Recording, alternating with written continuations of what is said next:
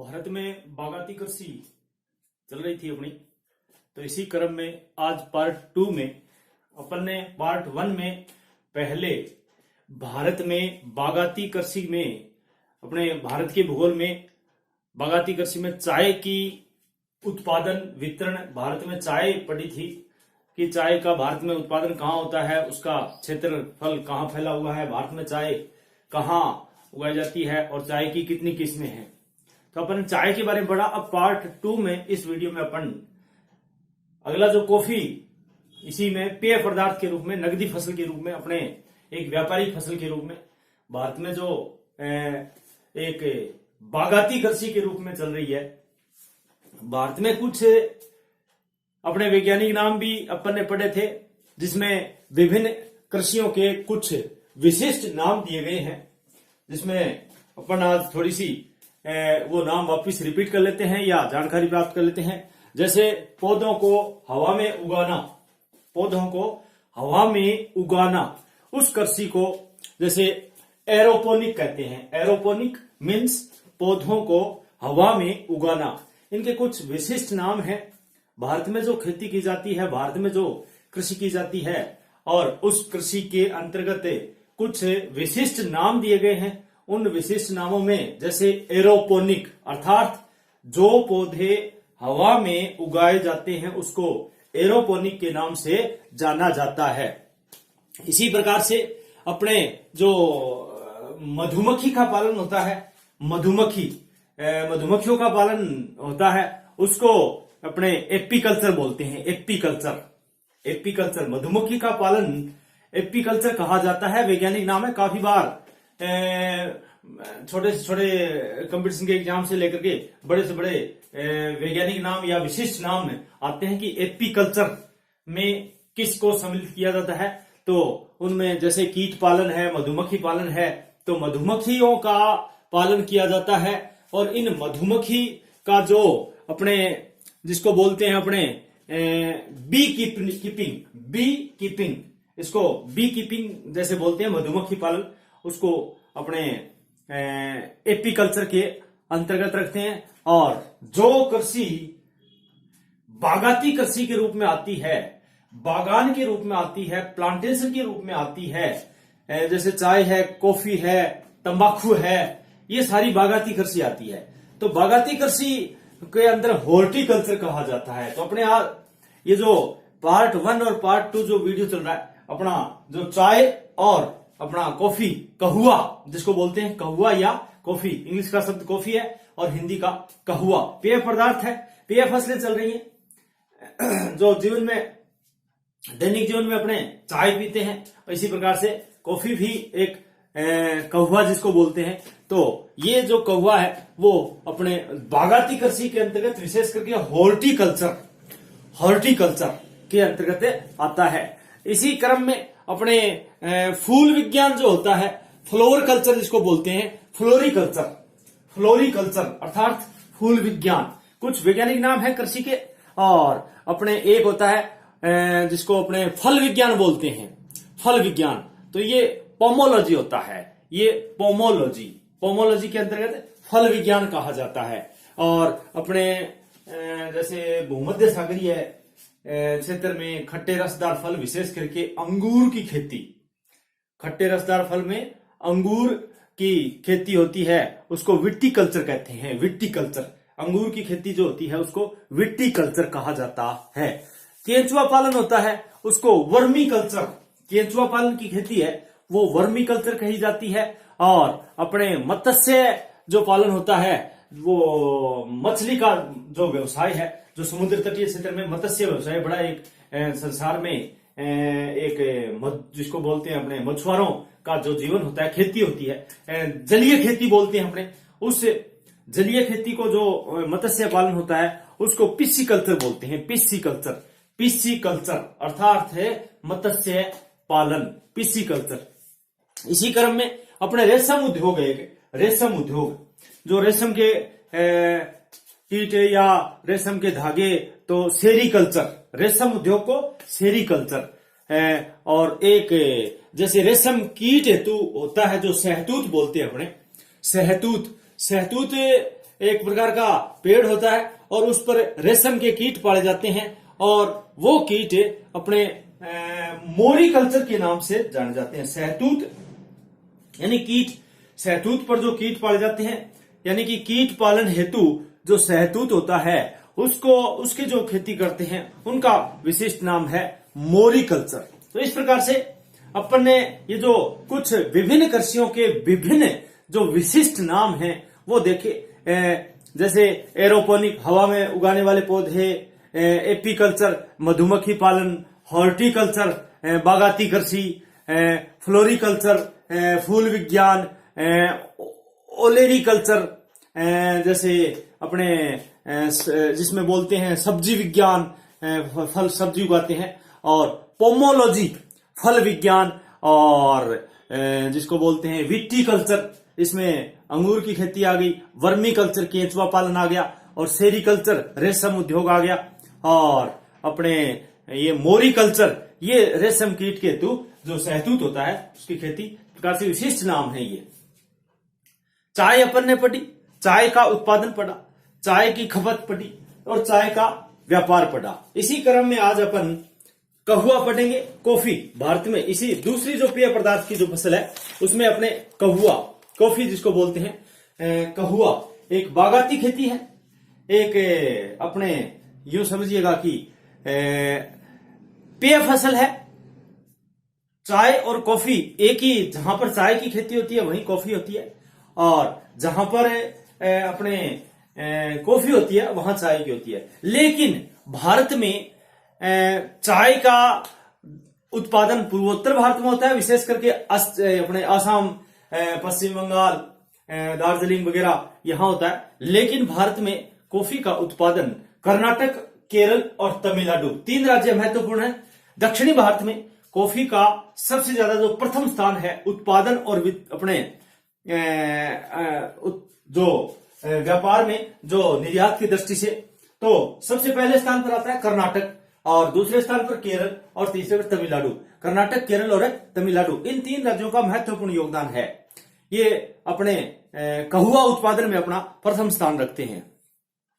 चाय के समान ही कॉफी भी एक पेय पदार्थ है, और जिसे कॉफी की यदि अपने बैकग्राउंड ऐतिहासिक हिस्ट्री देखें तो 17वीं शताब्दी में, सबसे पहले 17वीं शताब्दी में कर्नाटक में एक पौधा लगाया गया था कर्नाटक में, और बाबा बुदन नामक एक जो मुस्लिम फकीर था, बाबा बुदन एक फकीर था, मुस्लिम फकीर था, उन्होंने 17वीं शताब्दी में एक कर्नाटक में पौधा लगाया था, और जो बाबा बुदन मुस्लिम फकीर था, बाबा बुदन, उन्होंने एक जो पौधा लगाया था वो बाबा बुदन की पहाड़ी, उसी नाम पर कर्नाटक में बाबा बुदन की पहाड़ी है, उसमें कहुआ की खेती होती है। तो कर्नाटक वाला जो एरिया अपन देख रहे हैं, कर्नाटक की जो ये जो वाला जो एरिया है ये अपने देख रहे हैं, इस एरिया में बाबा बुदन की एक पहाड़ी है। वो बाबा बुदन की पहाड़ी उस बाबा बुदन मुस्लिम फकीर के नाम पर ही उस पहाड़ी पर एक पौधा लगाया गया था कॉफी का। तो 17वीं शताब्दी में उसके नाम पर वो बाबा बुदन की पहाड़ी नाम पड़ गया कर्नाटक में। तो कर्नाटक में सबसे पहले पौधा लगाया गया था किसके द्वारा? बाबा बुदन एक मुस्लिम फकीर के द्वारा। और कर्नाटक में एक पहाड़ी पर पौधा लगाया गया था, उस पहाड़ी का नाम भी बाबा बुदन की पहाड़ी रख दिया गया आगे चल करके। तो इस प्रकार से मुस्लिम फकीर द्वारा इसका पौधा लगा करके कर्नाटक में जो एक वर्तमान में यह पहाड़ी बाबा बुदन पहाड़ी के नाम से जाने लगी। और भारत विश्व के कुल जो उत्पादित कहुआ का लगभग जो अपने यूं समझिएगा कि 3.2% भाग उत्पादित करता है। भारत विश्व के कुल उत्पादित का, यदि विश्व में 100% कहुआ का उत्पादन होता है तो भारत में कितना होता है? 3.2% का ये विश्व का है, ये विश्व का 3.2% कहुए का उत्पादन भारत करता है, जिसका 2/3 भाग विश्व के अन्य देशों को निर्यात कर दिया जाता है। 3.2% भाग तो टोटल विश्व का उत्पादित करता है और इसका 2/3 भाग जो जितना भारत उत्पादित करता है कहवा या कॉफी, उसका 2/3 भाग दूसरे देशों को भेज देता है, निर्यात कर देता है, बेच देता है। चाय की तरह ही कहवा उत्पादन की कुछ भौगोलिक दशाएं हैं, जिसमें तापमान। कहवा एक ऐसा पौधा है जिसे धूप एवं पाला दोनों से ही हानि होती है। तो कहवा के पौधे से ना तो ज्यादा धूप होनी चाहिए और ना ज्यादा पाला होना चाहिए, मीडियम साइज का होना चाहिए। तो धूप और पाला दोनों ही इस फसल के हानिकारक हैं। दोनों ही फसल धूप नहीं होनी चाहिए, अधिक धूप नहीं होनी चाहिए और अधिक पाला नहीं होना चाहिए। यदि ज्यादा पाला हो गया तो भी हानिकारक और ज्यादा धूप होगी तो भी हानिकारक। धूप से सुरक्षा के लिए कहुए के पास छायादार पौधे लगाए जाते हैं। पौधा धूप से बचाने के लिए कौवे के पौधे के पास में छायादार पौधे लगाए जाते हैं, क्योंकि ज्यादा धूप होगी तो पौधा मुरझा जाएगा। तो उसके आसपास से एक छायादार पौधे लगाए जाते हैं बचाने के लिए, धूप से बचाने के लिए। तापमान के अंतर्गत अपन चल रहे हैं तो इसके पौधे के लिए जो एक आवश्यक जो तापमान है 15 डिग्री से 18 डिग्री सेंटीग्रेड अनुकूल रहता है। इसके लिए कौवा उत्पादन के लिए तापमान चाहिए 15 डिग्री से 18 डिग्री सेंटीग्रेड, जो आवश्यक भौगोलिक परिस्थिति में आता है। 15 डिग्री से 18 डिग्री सेल्सियस तापमान अपने अनुकूल रहता है कहुआ या कॉफी के पौधे के लिए। लेकिन छायादार पेड़ लगा करके इसको 30 डिग्री तापमान तक भी इसका उत्पादन किया जा सकता है। जैसे छायादार पेड़ लगा दिए तो छाया मिल गई तो अधिक तापमान से बच गया, तो फिर 30 डिग्री तापमान तक अपने लगा सकते हैं। 30 डिग्री तापमान तक इसको लगा सकते हैं। अगला वर्षा। इसी क्रम में अगली भौगोलिक दशाओं में वर्षा। तो वर्षा के लिए सीधा सा 150 सेंटीमीटर से 200 सेंटीमीटर। ये तो हो गया तापमान और वर्षा 150 से 200 सेंटीमीटर। कहुआ उत्पादन के लिए अपने जो वर्षा है वो 150 सेंटीमीटर से 200 सेंटीमीटर तक एक अनुकूल रहती है, अनुकूल वर्षा है। लेकिन वर्षा का जो जल है वो पौधों की जड़ों में एकत्रित नहीं होना चाहिए। वही चाय वाली कंडीशन है। जो पहाड़ी ढालों पर चाय क्यों उगाई जाती है? क्योंकि जड़ें अधिक पानी से, जड़ों में यदि पानी रहा तो इन कहुआ और चाय के दोनों के पौधों की जड़ें गल जाती हैं, सड़ जाती हैं ज्यादा पानी रहने से। तो जड़ों में पानी नहीं रहना चाहिए, एकत्रित नहीं होना चाहिए उसकी जड़ों में पानी, जल एकत्रित नहीं होना चाहिए, हानिकारक होता है। साथ ही वर्षा की जो मात्रा है वो साल भर समान रूप से प्राप्त होनी चाहिए। ये नहीं है कभी मूसलाधार वर्षा हो गई कभी हुई नहीं, बिल्कुल ये नहीं है। अतिवृष्टि और अनावृष्टि जैसी स्थिति इनमें नहीं होनी चाहिए चाय और विशेष करके कॉफी या कहुआ के लिए। तो इनकी वर्षा की जो समान स्थिति है, जो 150 से 200 सेंटीमीटर की इनके बीच में वर्षा लगातार होनी चाहिए, साल भर समान रूप से प्राप्त होनी चाहिए। सबसे पहले चाय के जो समान वर्षा के एकत्रीकरण है उनमें जो अपने उन चीज से बचने के लिए इनका पौधा भी पहाड़ी क्षेत्र में, ढालू भाग में, जैसे कभी कभी अतिवृष्टि होती है तो चाय के समान वर्षा का जल इकट्ठा हो जाता है।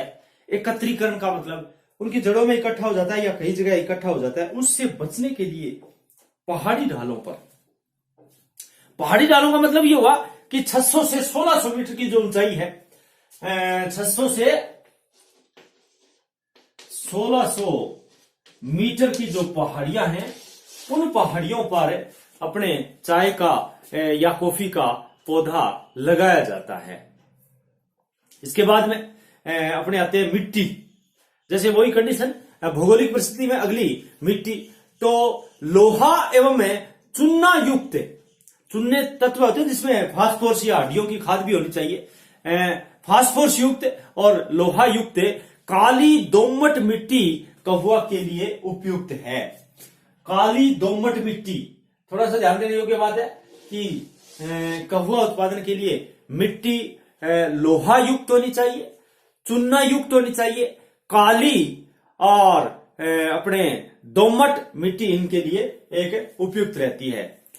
इसके बाद में जो इनकी पत्तियां हैं वो चुनने के लिए, जैसे पत्तियों को चुनने के लिए श्रमिकों की भी अधिक आवश्यकता रहती है। भूमि की उत्पादकता को बनाए रखने के लिए रासायनिक खाद भी अधिक उपयोगी है। और जैसे कुशल एवं सस्ते श्रमिक होने चाहिए। भूमि की उर्वरकता बनाए रखने के लिए रासायनिक खाद की आवश्यकता पड़ती है। और श्रमिक जो भौगोलिक परिस्थिति में आता है, भौगोलिक दशाओं में आता है, भौगोलिक दशाओं में जैसे तापमान हो गया, वर्षा हो गई, मिट्टी हो गई, श्रमिक सस्ते एवं कुशल श्रमिक जिसको बोलते हैं, श्रमिकों की उपलब्धता जिसको बोलते हैं, श्रमिक हो गए, और अपने धरातल की बनावट हो गई, रासायनिक खाद या उर्वरक हो गई, मिट्टी जिसको मृदा बोलते हैं वो हो गई। तो ये सब अपने भौगोलिक दशाओं के अंतर्गत आते हैं। किसी भी फसल को आवश्यक भौगोलिक दशाएं अति आवश्यक होती हैं। तो कहुआ उत्पादन की आवश्यक भौगोलिक दशाओं में तापमान होना चाहिए 15 डिग्री से 18 डिग्री। लेकिन जहां यदि कहुआ के पौधे को यदि छायादार पौधों से थोड़ा सा छाया दे दी जाती है तो वो 30 डिग्री सेंटीग्रेड तक उगाया जा सकता है, पैदावार ली जा सकती है। ये कंडीशन है। वर्षा 150 से 200 सेंटीमीटर उपयुक्त रहती है। और वर्षा जल को एकत्रीकरण से बचने के लिए पहाड़ी ढालों पर विशेष करके 600 से 1600 मीटर की ऊंचाई पर कहुआ या चाय की खेती की जाती है। मिट्टी लोहा और चूना युक्त होनी चाहिए, काली होनी चाहिए, और दोमट मिट्टी इनके लिए सबसे उपयुक्त रहती है। और अपने श्रमिक सस्ते एवं कुशल पत्तियां चुनने के लिए, उसको पौधरोपण के लिए, और अधिक श्रमिकों की, मेहनती श्रमिकों की सस्ते एवं कुशल होने चाहिए, शारीरिक बनावट उनकी काम करने योग्य होने चाहिए। तो ऐसे श्रमिकों की भी आवश्यकता होती है। और भूमि की उत्पादकता को बनाए रखने के लिए रासायनिक खाद की भी उपयोगिता रहती है, और जो उनकी फसल को प्रभावित या अधिक से अधिक उत्पादन दे सके। तो इस प्रकार से कुछ आवश्यक भौगोलिक परिस्थितियां भारत में कहुआ की फसल के कुछ प्रकार हैं।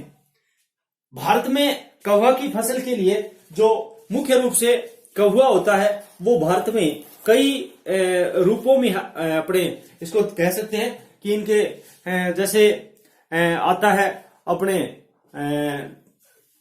अरेबिका जिसको बोलते हैं, अरेबिका कहुआ। भारत में कहुआ की फसल के यदि प्रकारों में देखें तो पहला प्रकार आता है अरेबिका कहुआ। यह उत्तम किस्म का कहुआ है, अरेबिका। यहां लिख देते हैं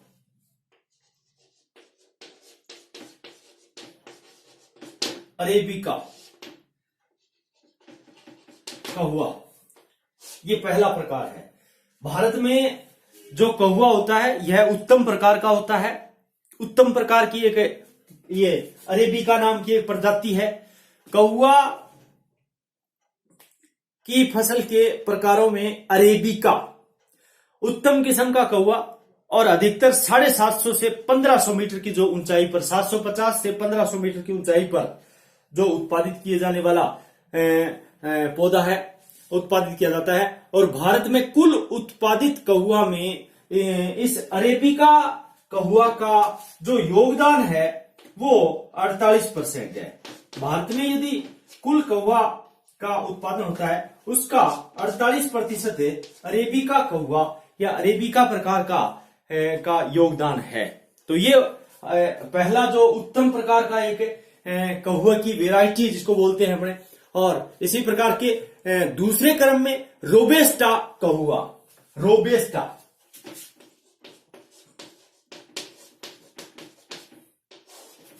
ये दूसरा प्रकार है। रोबेस्टा, रोबेस्टा प्रजाति है विशेष करके जो अरेबिका कहुआ से, जो अपने इस अरेबिका कहुआ है, और अरेबिका कहुआ से थोड़ी निम्न प्रकार की प्रजाति है रोबेस्टा। ये जो निम्न प्रकार की है, इससे ये उत्तम प्रकार का है, और उससे थोड़ा सा निम्न कोटि का जो है वो रोबेस्टा प्रकार का सेकंड नंबर पर आता है। फर्स्ट नंबर पर अरेबिका है और दूसरे नंबर पर रोबेस्टा, ये प्रजाति है रोबेस्टा। लेकिन इसमें इनकी अपेक्षा इनमें रोग कम लगते हैं। रोबेस्टा में रोग बहुत ही कम लगते हैं। प्रति हेक्टेयर उत्पादन भी अधिक होता है, और कुल उत्पादन के जो क्षेत्र है उसका 52% ये देखा जाए तो इसे रोबेस्टा का होता है। 52% इस रोबेस्टा का रोग कम लगता है, प्रति हेक्टेयर उत्पादन इसका ज्यादा होता है, और कुल जो क्षेत्र है उसका यदि देखा जाए तो 52% और अरेबिका का 48%। इसी क्रम में तीसरा अपने लाइबेरिका का हुआ बोला जाता है। लाइबेरिका, लाइबेरिका मैं यहां लिख देता हूं, लाइबेरिका, लाइबेरिका तीसरी प्रजाति है। ये लाइबेरिका का हुआ ये तीसरे नंबर पर आती है।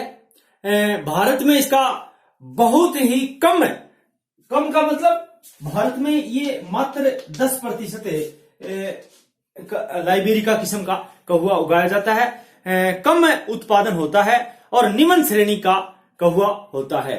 भारत में यदि देखा जाए तो कहुआ उत्पादक राज्यों में कर्नाटक, केरल और तमिलनाडु का प्रथम स्थान है। कर्नाटक, केरल और तमिलनाडु, कर्नाटक, केरल और तमिलनाडु, यानी कर्नाटक, केरल और तमिलनाडु, इन 3 राज्यों का सबसे महत्वपूर्ण स्थान है किसमें? कहुआ उत्पादन में। कर्नाटक, केरल और तमिलनाडु में सबसे ज्यादा कहुए का उत्पादन होता है। कहुआ सबसे 1 नंबर पर कर्नाटक, 2 नंबर पर केरल और 3 नंबर पर है तमिलनाडु। कर्नाटक में देखें तो कहुआ उत्पादन में इस राज्य का भारत में लगभग एकाधिकार प्राप्त है। एकाधिकार प्राप्त है, सबसे ज्यादा यही होता है, जो कुल उत्पादन का 68%। कर्नाटक केवल 68% भाग उत्पादित करता है कुल उत्पादन का, तो एकाधिकार हो गया। और 68% के साथ में कहुआ उत्पादित करता है कौन सा? कर्नाटक, तो एकाधिकार हो गया। इस राज्य के जो दक्षिणी तथा दक्षिणी पश्चिमी क्षेत्र में स्थित कहुआ का ज्यादा बागान है, दक्षिणी एवं दक्षिणी पश्चिमी। मुख्य जो कहुआ उत्पादक जो क्षेत्र हैं इसमें अपने कर्नाटक में तो चिकमंगलूर, शिमोगा, हसन और किडामू तथा माड्या और मसूर, इन क्षेत्रों में सबसे ज्यादा कहुआ होता है। चिकमंगलूर, अपने मैसूर और अपने इसमें शिमोगा, ये क्षेत्रों में ज्यादा होता है। केरल में कोझिकोड, और केरल में कोझिकोड, कन्नूर जिला है, कोझिकोड है, अपने मल्लापुरम है, पालघाट है, इन क्षेत्रों में कहुआ उत्पादन सबसे ज्यादा होता है। और सबसे ज्यादा जो भारत का उत्पादन 20% के साथ में सेकंड नंबर पर ये कर्नाटक में 68%, केरल में 20%। इसके बाद में तमिलनाडु, तमिलनाडु में सबसे ज्यादा जो कहुआ उत्पादन होता है वो नीलगिरी की पहाड़ी है, नीलगिरी। तो नीलगिरी पहाड़ी और नीलगिरी जिले में नीलगिरी पहाड़ियां हैं। तो नीलगिरी तमिलनाडु में जो तीसरे स्थान पर है, तमिलनाडु में नीलगिरी जिले में नीलगिरी जिले में नीलगिरी की पहाड़ियों पर इसका उत्पादन सबसे ज्यादा होता है। और इसके अलावा मदुरै, तिरुचिरापल्ली, कोयम्बटूर, सेलम, कन्याकुमारी, पेरियार, रामनाथपुरम में भी तमिलनाडु में कहुआ उत्पादित किया जाता है। और कहुए का यदि इसके अलावा जो कर्नाटक, केरल, तमिलनाडु के अलावा यदि राज्य में देखें कहुए उत्पादन का, तो गौण क्षेत्र में इसके अतिरिक्त जो उत्पादन होता है भारत में, वो महाराष्ट्र में सतारा में भी इसका उत्पादन होता है थोड़ी बहुत मात्रा में। रत्नागिरी, महाराष्ट्र में सतारा, रत्नागिरी, कोल्हापुर, सांगली। महाराष्ट्र में सतारा, सांगली, कोल्हापुर, रत्नागिरी और आंध्र प्रदेश के विशाखापट्टनम जिला, आंध्र प्रदेश का विशेष करके विशाखापट्टनम जिला में भी कौवा उत्पादन हाल ही में कौवे का उत्पादन किया जाने लगा है अभी अभी। महाराष्ट्र में सतारा, रत्नागिरी, कोल्हापुर, सांगली और आंध्र प्रदेश में विशाखापट्टनम में हाल ही में इसका प्रारंभ उत्पादन किया गया है। अब यदि निर्यात की दृष्टि से कौवे का देखें, कॉफी का जो निर्यात किया जो दृष्टि से देखें इसका, तो भारत कुल उत्पादित कौवे का 25% भाग स्वयं उपयोग करता है। भारत में यदि टोटल कौवा होता है उसका तो 25% तो भाग है वो स्वयं उत्पादित करता है, खुद उपभोक्ता है, खुद उसका स्वयं उपयोग करता है 25% भाग, यानी भारत कुल उत्पादित कौवा का 25% भाग स्वयं उपयोग करता है। और इसके अलावा जो 75% बच गया,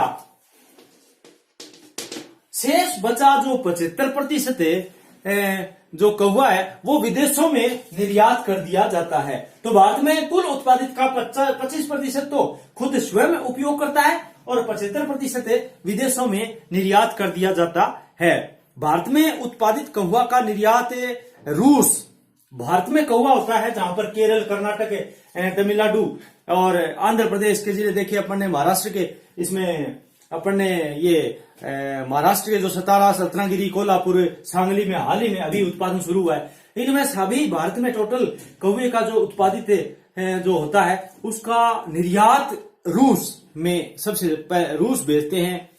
कनाडा, भारत में निर्यात किए जाने वाले 75% जो कौवा प्रतिशत निर्यात करते हैं उसमें किन किन देशों को भेजा जाता है? भारत में कौवा रूस को भेजा जाता है, भारत में कौवा अपने कनाडा को भेजा जाता है, ब्रिटेन को भेजा जाता है और स्वीडन को भेजा जाता है, नॉर्वे को भेजा जाता है और अपने पोलैंड को भेजा जाता है, फ्रांस को भेजा जाता है, जर्मनी को भेजा जाता है। इसका मतलब यूरोपीय कंट्री, यूरोपीय देश को निर्यात करते हैं।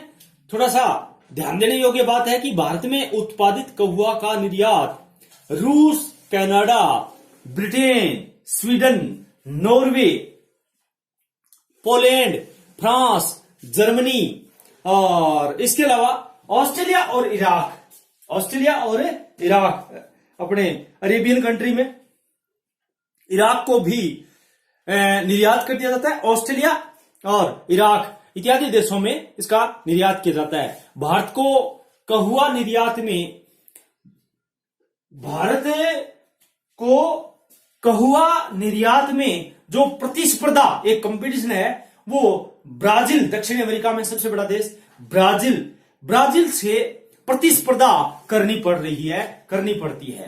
कहने का मतलब है कि दुनिया में यदि कौवा उत्पादन में यदि स्थान आता है तो ब्राजील में सबसे ज्यादा कौवे का उत्पादन किया जाता है। तो भारत को यदि प्रतिस्पर्धा की बात आती है, कंपटीशन की बात आती है, तो भारत विश्व में जो है वो कौवा निर्यात में, भारत को कौवा निर्यात में यदि प्रतिस्पर्धा की बात आती है तो भारत को कौवा निर्यात में ब्राजील से प्रतिस्पर्धा करनी पड़ती है। तो ये था अपना कौवा, भारत में कॉफी या कौवे का उत्पादन, वितरण और व्यापार, जिसको बोलते हैं अपने निर्यात और आयात। तो आयात तो करता नहीं है भारत में कौवा होता है उसका 25% स्वयं उपयोग कर लेता है और 75% विदेशों को निर्यात कर देता है। आयात अपने को नहीं करना पड़ता है। और विश्व में सबसे ज्यादा कौवा उत्पादन में ब्राजील है, उससे कंपटीशन का थोड़ा सा प्रतिस्पर्धा करनी पड़ती है। बाकी ये रूस को भेजता है, पोलैंड को भेजता है, जितने भी अपने स्वीडन है, नॉर्वे है, अपने ऑस्ट्रेलिया है, इराक है, इन देशों को निर्यात करता है भारत। तो आयात अपने कौवे का करते नहीं है और भारत केवल निर्यात करता है। कौवा पर्याप्त है कर्नाटक में, केरल में, तमिलनाडु में, अपने इसमें जो महाराष्ट्र में और आंध्र प्रदेश में, इन राज्यों में कौवे की खेती होती है तो पर्याप्त है, और जो 25% स्वयं उपयोग कर लेता है, शेष 75% का निर्यात करता है। तो अगले जो अपने पेय पदार्थ में अगले वीडियो में करेंगे। इस वीडियो में अपन ने केवल, पिछले वीडियो में अपन ने चाय की पेय फसल में, और इस वीडियो में अपन ने कौवे या कॉफी का उत्पादन और वितरण, जिसको बागाती कृषि के अंतर्गत आते हैं, तो इसका अपन ने देखा। अगले वीडियो में अगली पेय फसल जिसमें तंबाकू है, इनका अपने जिक्र करेंगे। धन्यवाद।